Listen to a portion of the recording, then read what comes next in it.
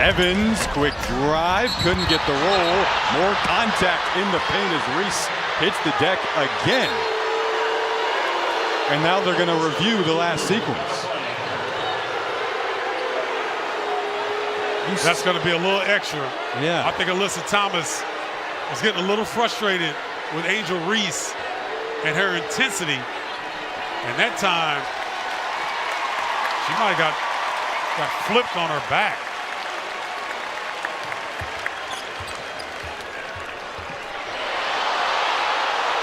Boy, the crowd just saw the instant replay.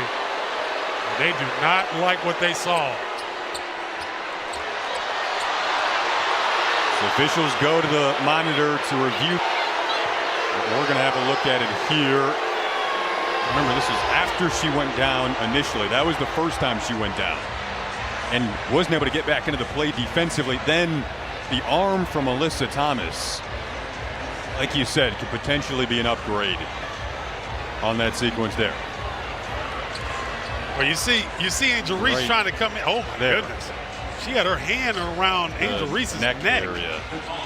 And Angel popped her head on the way down. I'm going to tell you something, though, Jason.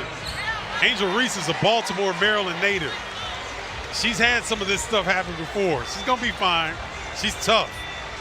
She'll be able to overcome this. And Alyssa Thomas, a veteran, is trying to send the rookie a message. But expect Angel Reese to come back even more fired up. Really strong pursuit of the offensive glass. And you see Alyssa's hand right there around her neck with her leg out. Man, that's kind of wicked right there. The follow. You know, their hand on opposing player's neck. And then there's an aggressive move in that space. There's got to be an upgrade. Look at that. I mean, she's grabbing her neck. Nowhere near a basketball. Yeah, and then pulls her down. That's got to be an upgrade. Claire Aubrey, Jeff Wooten, and Fato Sissoko Stevens are officials trying to sort it out. This is going to be a critical call here with how close this game is and how much electricity is in the building, Jason. A lot of emotion in the building, especially in that last sequence. After Mabry hit the three, and now we're going to get word here on the upgrade. After review of the play, the foul has been upgraded to a flagrant 2. And Reese, as tough as they come, going to stay in the game. Oh, you knew she would, but Alyssa Thomas gets ejected from the game. Wow. So Thomas ejected on the flagrant 2, and Reese able to remain in the game. And now big development in this matchup. No Alyssa Thomas, and Rook clearly deserves the flagrant 2. I think that's a lot of frustration. Angel is just. It all started from the national championship game, and I've been dealing with this for 2 years now. And understanding, like, yeah, negative things have probably been said about me, but honestly, I'll take that because look where women's basketball is. People are talking about women's basketball, but you never would think that we'd be talking about women's basketball. People are pulling up to games. We got celebrities coming to games, sold out arenas, like, just because of one single game. And just looking at that, like, I'll take that role. I'll take the bad guy role, and I'll continue to take that on and be that for my teammates. And if I want to be that, and I know I'll go down in history, I'll look back in 20 years and be like, yeah, the reason why we watching women's basketball is not just because of one person. It's because of me, too, and I want y'all to realize that. Hey, I'm back again. Van Silk, Rock Bottom Sports, WNBA Ballers. All right, this has been one of those days. As I just surfed through YouTube, I just see so much, I'm going to say it, bullshit.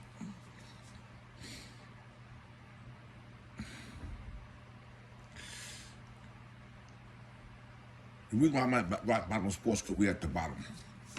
I make my videos in the garage with an iPhone.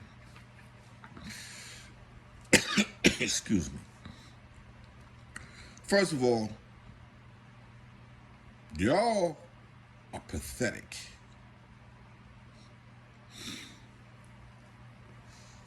When Angel Reese was slammed to the floor, as you'll seen in the video before I came on, where was the outroar? I'm going to tell you why there was no outroar. Because they considered it black-on-black crime. Now, if a white NBA player would have did that to Angel Reese, then it would have been racist. But because it was done by another player of color, you'll disregard it as a basketball play. Angel Reese, in 2 plays back-to-back, hit the floor. Could have been hurt seriously, and she hit her head. Caitlin Clark was just bumped, and you're making a big thing out of it. But to the previous play, which everybody's starting to find out now that Caitlin Clark had threw an elbow to Kennedy, Carter's face, that's why. I am so sick and tired of you NBA and ESPN analysis, all of you, because y'all full of shit. Because if y'all wasn't getting a paycheck, you would speak your mind. Y'all can't even speak your mind the way you really want to speak your mind because y'all paid to say what you want to say. Now, Stephen A. Smith is now on his show talking a lot of shit. You had years to talk about the WNBA, all of y'all. To the real WNBA fans, I applaud y'all. Because this league is not about one player. And I'm going to say this. Without Angel Reese, there's no Caitlin Clark. Because without Angel Reese and them the year before last, nobody was paying Caitlin Clark no mind. Your fans, your weak so-called WNBA fan, you racist YouTubers, you racist bloggers, you motherfuckers that came out of nowhere, would have an excuse now for Caitlin Clark. She's not going to make the playoffs. People still going to watch the NBA. Now you're trying to get her on the Olympic team. Why? She's a rookie. Is she going to be like Christian Laettner in the Olympics team, the 12th man? No, you're going to try to make it to where she start. Because it's all about money. Y'all sucking the blood out of this chick. And y'all got every girl that's going to play hard on her defensively to make sure that they keep their job. That's what it's about in the WNBA. Not in college. I got to keep my job. They're not going to let her get to her sweet spots. That's why she had 3 points against the Liberty. Now, if her and Miss Boston is out 5 days from now, they're playing the Mystic, who is 0-8. If you can't beat the Mystics, then that means y'all just, it's not even got nothing to do with your coach. Nothing. Nothing to do with your coach.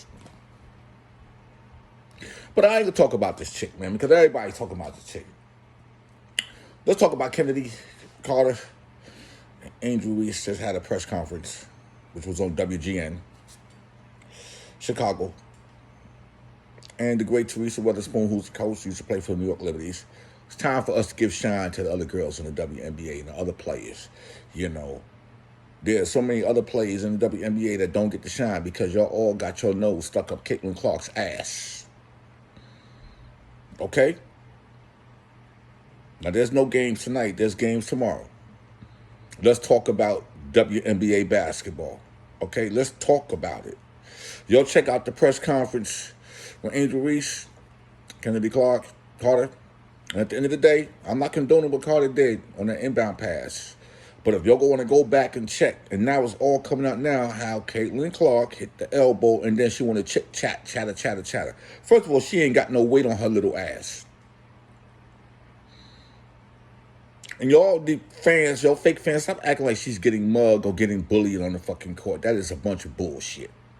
This is not college basketball. This is the WNBA without only 12 spots. And there are so many good players that got cut that are better than girls that's sitting on the Los Angeles Sparks. There's about 5 players on the Sparks, and you probably can get rid of the whole Mystic team.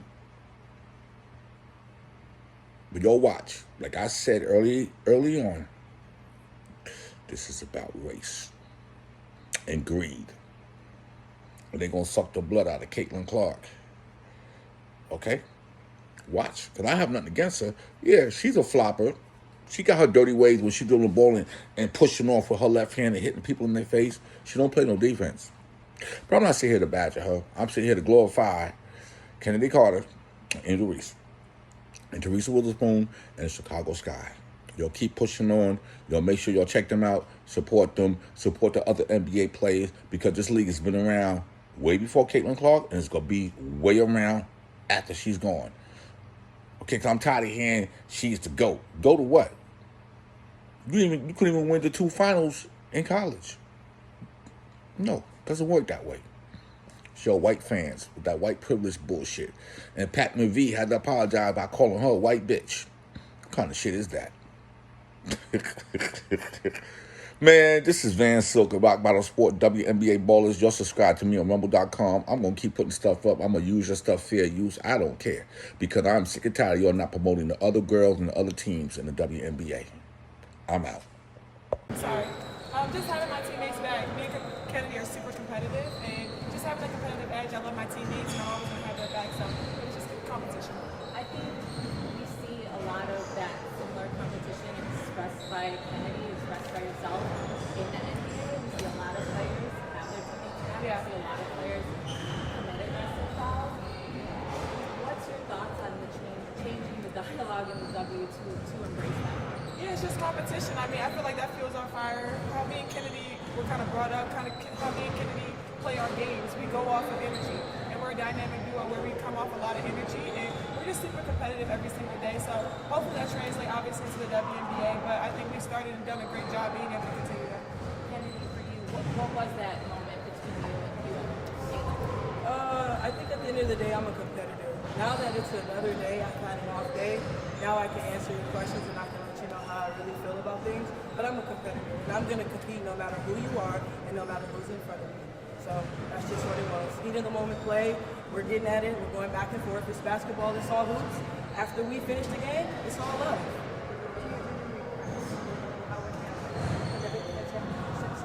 I don't have any regrets with anything. I'm going to compete and play 100% hard no matter who it is, like I said, or who we're playing. No, I don't have any regrets. It has become a big national story. We've had things that have been thrown into hoops like racism and just different things thrown to players that shouldn't even been brought up. This is a game I love. This is a game I'm passionate about. And at the end of the day, I'm thankful that I'm able to display it to everybody.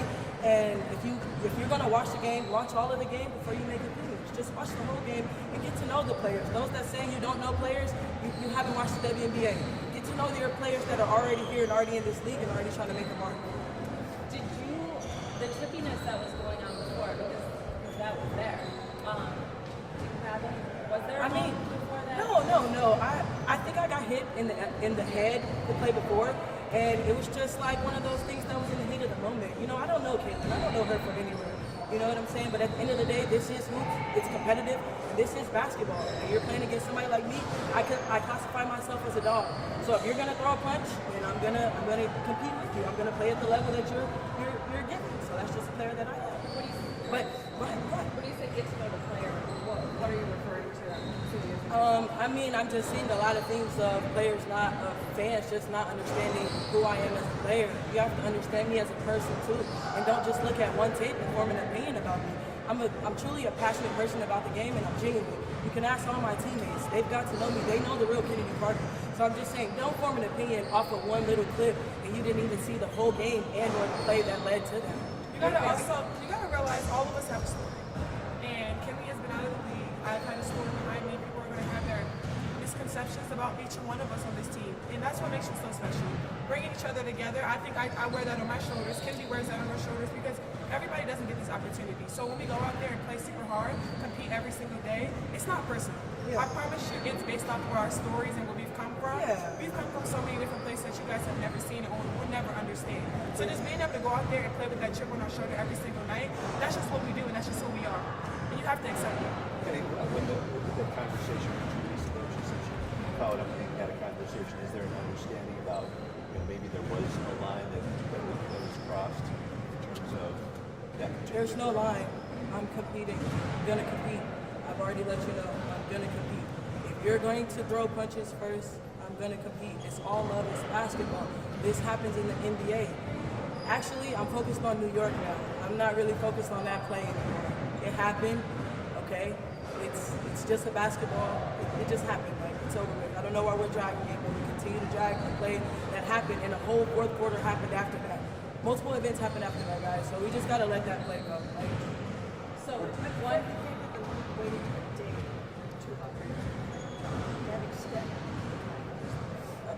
it still happened yesterday, and I'm on today. I've had a great practice. I've had a great off day.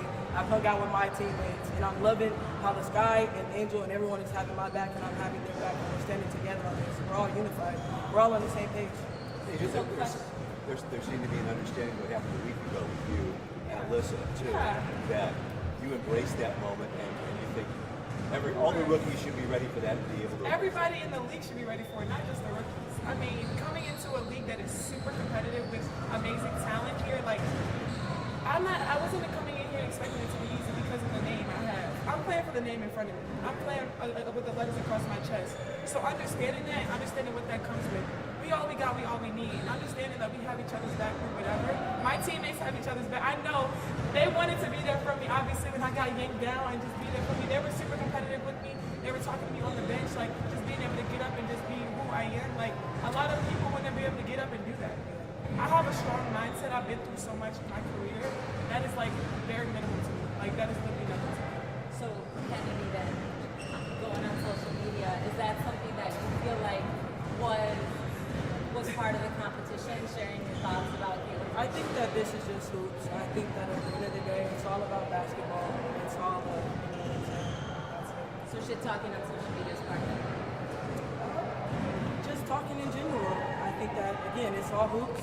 As you see, everybody went on social media and let us know their opinions. So it's just all hoops, man. It's all fun. I don't really take it serious. It's just jokes. Do you have any regrets not addressing it right away, though, because it's been dragged out? No, I don't have any regrets not addressing it right away. Let me tell you guys something. I'm a person that when something happens, I need time to get my thoughts together. Heat of the moment answering is not probably the best answer. So for those who wanted a heat of the moment answer, I'm actually glad I didn't give you one. I'm glad you guys came today and actually asked me and just asked me how I felt, and here I am. I'm letting you know. And then Angel, we know obviously you faced the fine for not being available to the media. I guess in that similar tone, how do you balance obviously the obligation to make sure, you're answering questions from the right people?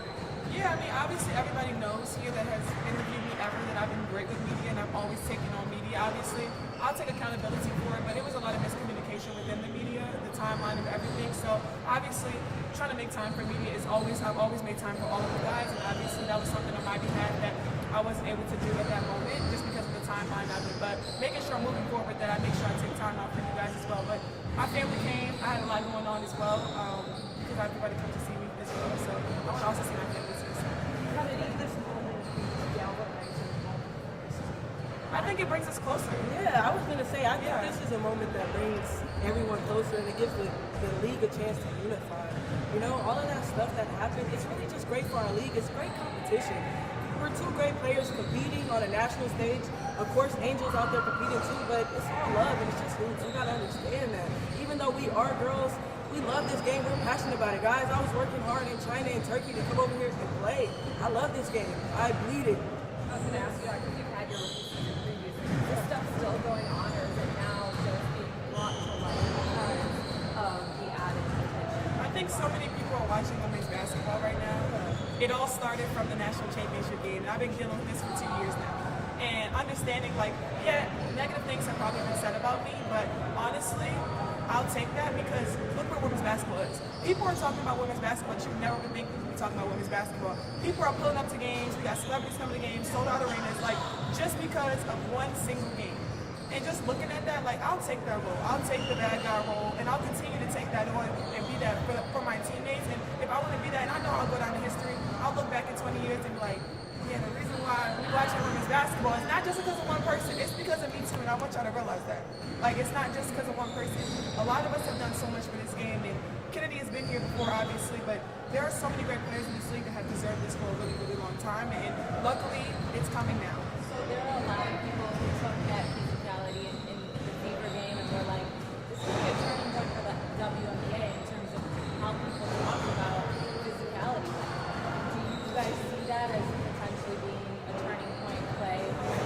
I think everybody's always visible. I mean, everybody talks trash. I was just saying, scenario, how she was talking. They was just doing the same They thing. was doing you the know? same thing. Yeah. Like when I got choked and yoked up, y'all didn't say all this to me. It was not, but when you got choked and yoked up, you didn't have all of the backlash and you didn't have all the things that we've dealt with. We've been able to take a lot of hits, guys, in the past 24, 48 hours. I'm on here smiling, I'm not complaining, but it's no, I'm putting in hard work, and I know that this team, Angel, our owners, and Jeff, they all have our backs. So that's why we're in great spirits right now. Start winding down. You see, like a lot of people sharing videos of like old plays in the WNBA, like real physical stuff. Did you see that on that? I was looking at that. I mean, I've been watching WNBA for a very long time. My teammates have shared experiences where they have gotten their nose broken. Like, this has been going on for a long time. I've had an experience where Alyssa Thomas has actually chipped one of my ankle, and you know, we're cool to this day. Like it's yeah, man. Like that's You just can't how pick and it choose is. like who can get touched and who can't get touched. You can. Everybody can get touched. Yeah, including me. Any day I can get touched as well, but I'm gonna make sure that I'm always gonna bring it. You know what I'm saying? Do you think part of like the response on social has been because officials just didn't call it? Like, had officials called it, do you think it would have been a different response? Called what? Like, called it a flagrant in the moment? I mean, I don't really think that makes a difference. Honestly, literally the play that happened to me was even worse. Like, so many people could say that people were saying she could have been suspended. Like, I don't even take that into account because I know she's just a great basketball player, and obviously it was just a basketball play. Like, it just depends on who it is. And obviously we sat here and just continue to be who we are. And I think just growing the game, everybody's going to be treated just the same as should be treated. So just moving forward, like.